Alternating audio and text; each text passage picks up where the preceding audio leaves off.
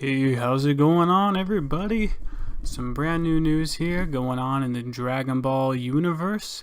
There's a brand new game set to release, or I believe be released, within 2019 called, so far, Dragon Ball Game Project Z. It's an action RPG that Bandai Namco have actually talked about just recently, January 16th. So this was released yesterday. Starting off with, in 2019, the project of a new game focusing on the world of Dragon Ball Z begins. And more news coming to Dragon Ball FighterZ. The warrior from 11th universe is joining the fight. So, got some DLC and things like that going on for FighterZ, with World Tour Finals going on January 26th and the 27th. Now, I've been lacking in a lot of Dragon Ball content because I hadn't been excited for Xenoverse 2, and Fighters wasn't exactly my kind of play style of a game. I'm not a person who likes side-scrolling fighters except for the really old Dragon Ball games, but it looks like we're getting a brand new Dragon Ball game that is going to be an action RPG. We have had RPG-like elements before in Dragon Ball games, just like the character creations within Xenoverse and different other various games. Maybe you could say, Legacy of Goku and a couple of those other games match pretty close to what I consider action-like RPGs, but this is a little bit different. They're pushing the action RPG aspect. So I'd imagine this game is going to have more action RPG-like aspects or more RPG aspects than something like Xenoverse 3 would end up having. I'm not sure if they're canning Xenoverse 3 with this, but it looks to me like this is going to be a really cool RPG game. It might be the first real good Dragon Ball RPG. It is by Bandai Namco.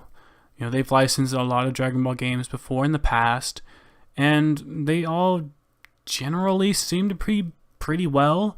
I can't wait to see what this kind of entails. I really want to see some gameplay. This looks very early in development. I mean, here's the tweet. I have it on screen here, but this is real. Hopefully we don't get another Dragon Ball Sagas. Although the play style and the way Dragon Ball Sagas looked seemed pretty interesting to me. This is going to be a short video because this is really all we know. That's it. I really just don't know. So who knows? There's a little bit more here going on. Dragon Ball FighterZ having a widely praised for providing the most faithful adaptation of the anime series thus far. I don't know about that. This is on GamingRevolution.com, so take what you want from this. Fans will be eager to see what Bandai has up its sleeves for Dragon Ball Project Z. The tweet notes that the game will focus on the world of Dragon Ball Z, indicating that it will take place during the events of the Dragon Ball anime sequel. This involves Goku going to battle with the likes of Frieza, Cell, Buu, Gohan, blah blah blah, transform into a Super Saiyan, and the eventual destruction and recreation of Earth. A lot of this kind of looks strange. Oh wait, okay. So it says this game is set to enter development in 2021. That is so far. It just turned 2019. I don't know. And it says this will be a game that comes out next gen. Hopefully it'll come out sooner. Who knows? I can't really trust these guys too much because it says it focuses on the world of Dragon Ball Z, indicating that it will take place during the events of the original Dragon Ball anime sequel. So I imagine they're focusing on just Z is what they're talking about. No actual Dragon Ball stuff. I don't know. I'm curious to see whether or not they'll go through the entire story of just Dragon Ball Z, starting from beginning to end. It says a lot about Frieza, Cell, and Buu. So I don't know. It says along with Gohan's transformation into a Super Saiyan. What the fuck is that supposed to mean? Everybody almost turns into a Super Saiyan. And the eventual destruction, recreation, or I imagine they're talking about the Buu Saga there at the end. This is very broad. So take what you want from this. I wouldn't take a lot. But I'd look out for this game. It's just called Project Z. I mean, this is a far shot, but I'll be sure to keep on telling you guys about this game as news comes out. I mean, Bandai Namco, a lot of these, I don't know, Asian developers, nothing against them. A lot of my favorite games are from Asian developers, Persona, Kingdom Hearts, Final Fantasy. They have a bad thing of announcing games like years before they come out, and this is not very good. I much rather have had an announcement for the game maybe a year before, maybe when it turned 2020, and then they did that, but I don't know. Again, the source might be kind of bad, but this is a lot of the news that we have here is just this. So I'm holding on to what I can. I wanted to get as much information about this video as possible. This site somehow, compared to other ones, seemed the best. I don't know. Take with it what you will. I'm going to keep looking up for content on this. I'll keep making videos. I'll keep updating you guys on what I can find of this game. And just, I'm speculating why they decided to have this come out in either 2021, maybe they're trying to push for that better hardware, or why they're announcing the game so early. And I think a reason why they are talking about this so early is because there's not going to be any major console Dragon Ball games this year or possibly next year. I'm beginning to think a lot of why that is happening. If this is the case, that means this Dragon Ball game is going to be very good because they're going to take a lot of time to develop it. And that is fine with me. I'd rather them develop a really, really good game than give us a half-assed game like Xenoverse 1.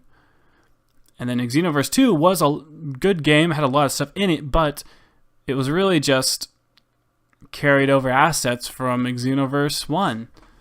And then they just added some more characters, some more story stuff, and then, 2 season passes later, you got like a handful more characters. Which I'm not 100% fine with. I think characters should be free DLC. I kind of find it dumb that you have to do that. And don't get me wrong, I love the Dragon Ball games, but I know how the Dragon Ball community is. They feel like nothing can be wrong about the developers of Dragon Ball games. You gotta think, I've been around since Budokai 1.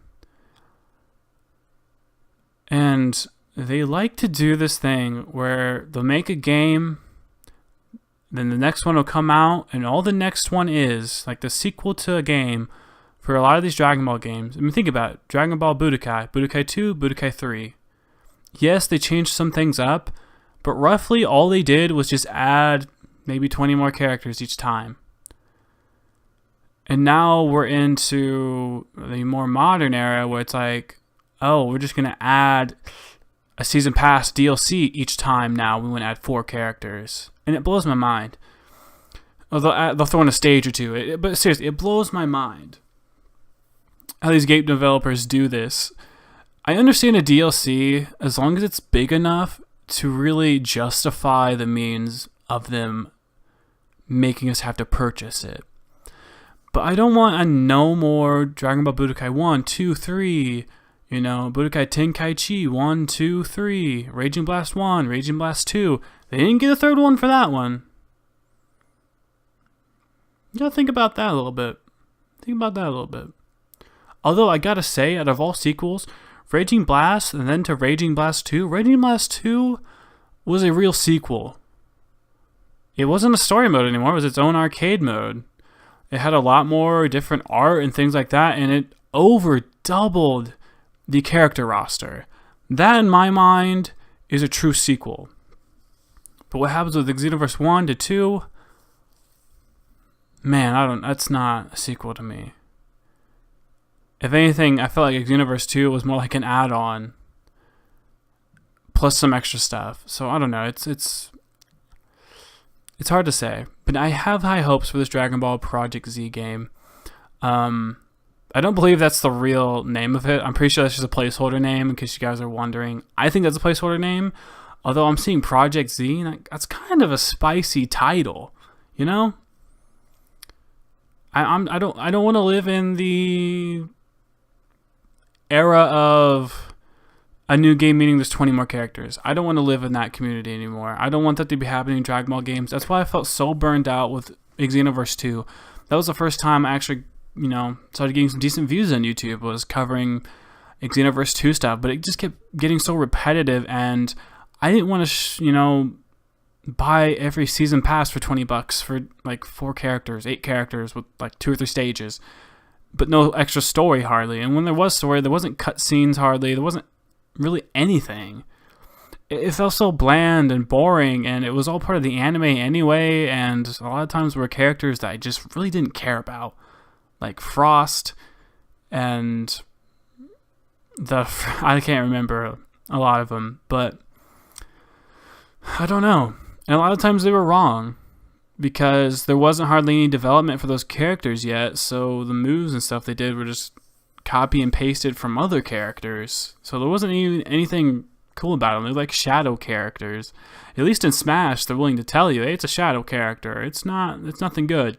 It's just a reskin, basically, But I got high hopes for this.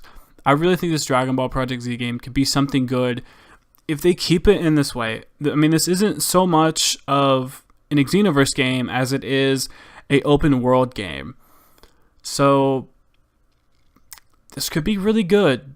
This could be really, really good. I could see this being a good game and taking us away from those sequels that are just 20 more characters plus a couple more mechanics.